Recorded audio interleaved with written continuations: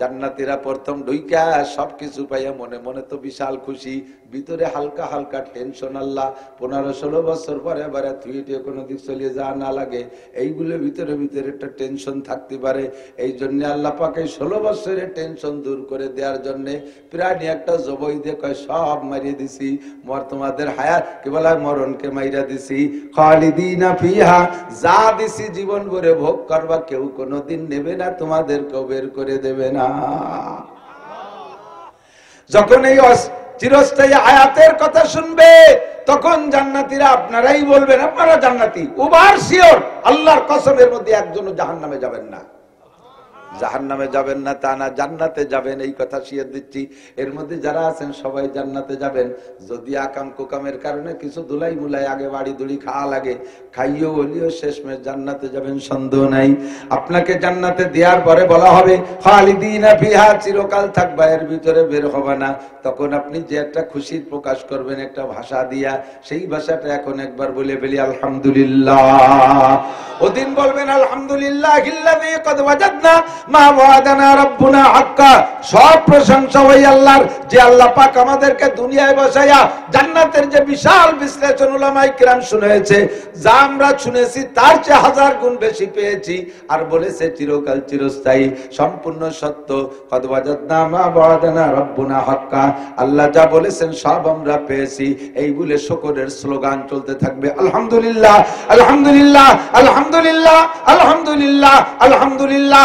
যতবার বলবেন তত বাড়তে থাকবে আলহামদুলিল্লাহ। জিকির করবেন শুদ্ধ করে আলহামদুলিল্লাহ আলহামদুলিল্লাহ, একসাথে জোট করে জিকির করে শুনি মাঝে মাঝে মসজিদে, জিকিরের কোনো অস্তিত্বই থাকে না।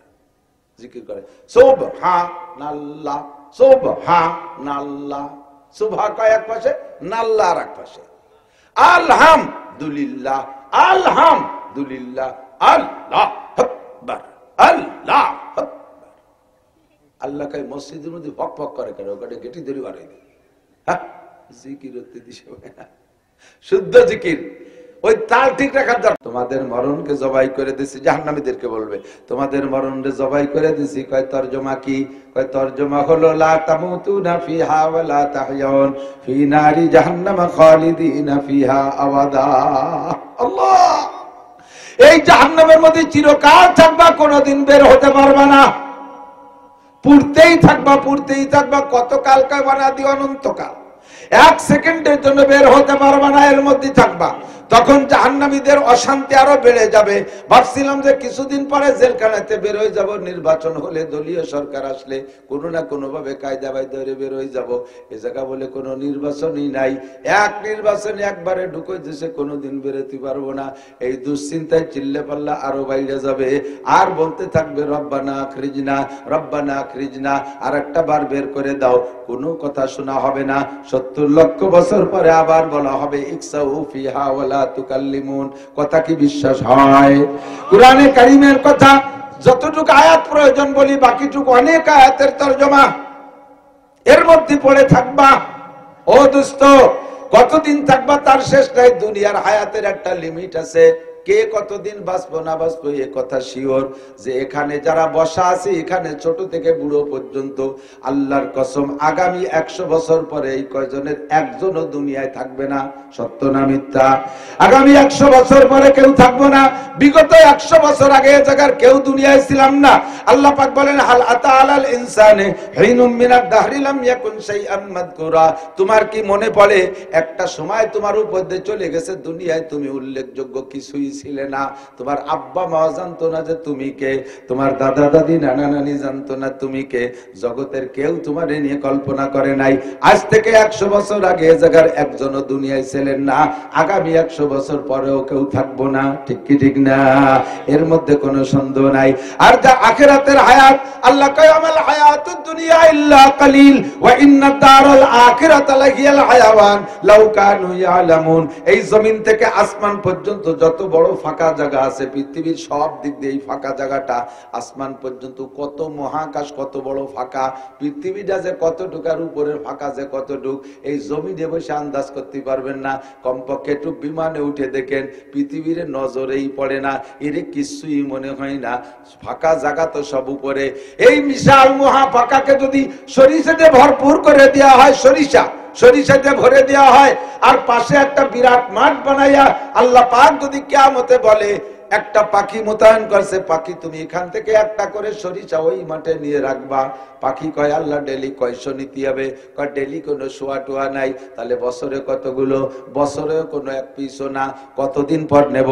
কয় প্রত্যেক 1000 বছর পরে একটা সরিষা এখান থেকে ওই মাঠে নিয়ে রাখবা। 1000 বছর পরে একটা সরিষা। আল্লাহ কয়টা নিয়ে থামিয়ে যাব? কয় থামাথামি নাই, নিতেই থাকবা। কয় আখিরাতের দিন শুরু হবে যেদিন, সেদিন যদি একটা পাখির এইভাবে সরিষা ভান্ডার নিতে শুরু করানো হয়, নিতে নিতে নিতে নিতে কোনো না কোনো একদিন এই বিশাল সরিষা ভান্ডার শেষ হয়ে যাবে, তবুও আখিরাতের বছর শেষ হবে না। আল্লাহ পাক বলে ইত্তাকু ইয়া মান তুরজাউনা ফীহি ইলাল্লাহ,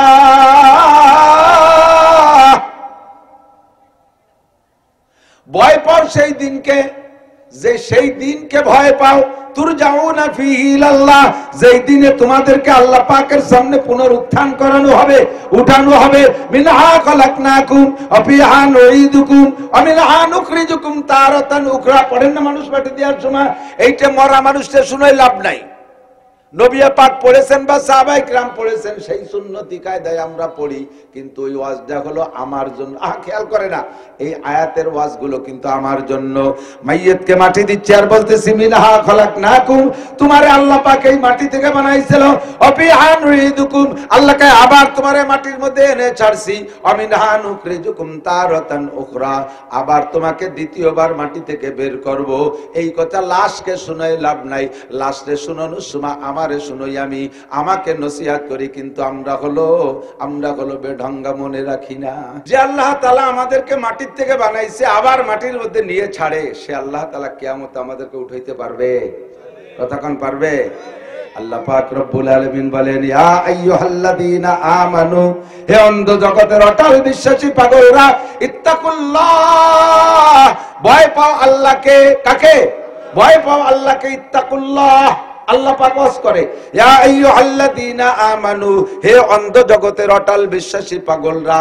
দুনিয়ার নাম অন্ধ জগতে, জগতে বসে আখিরাত দেখা যায় না, এ জগতে বসে আল্লাহকে দেখা যায় না, এ জগতে বসে ফেরেশতা দেখা যায় না, দুনিয়ায় বসে জান্নাত জাহান্নাম দেখা যায় না, দুনিয়ায় বসে ফুলসিরাত মিজান হাসর কিছুই দেখা যায় না।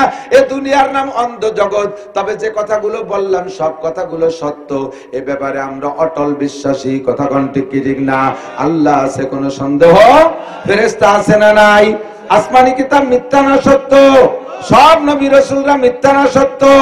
একটু বলেন ফেরেশতা আছে না নাই? ফুলসিরাত আছে না নাই? মিজান আছে না নাই? হাসরের মাঠ হবে কি হবে না? আমাকে আপনাকে উঠতে হবে কি হবে না? উঠে আমারও যাইব কোন জায়গায়? আল্লাহকে ইত্তাকুল্লাহ, ভয় পাও, কারণ আমার সামনে আসতে হবে। দুনিয়ায় তোমাদের ভিতরে ভয় দিয়ে দিছি, কিন্তু দুনিয়ার ভয় সাময়িক, কিছুক্ষণের জন্য। আগুন রে ভয় পাও, আগুন রে ভয় পাও, পুড়ে মরে গেলে আর ভয় পাওয়া লাগে না।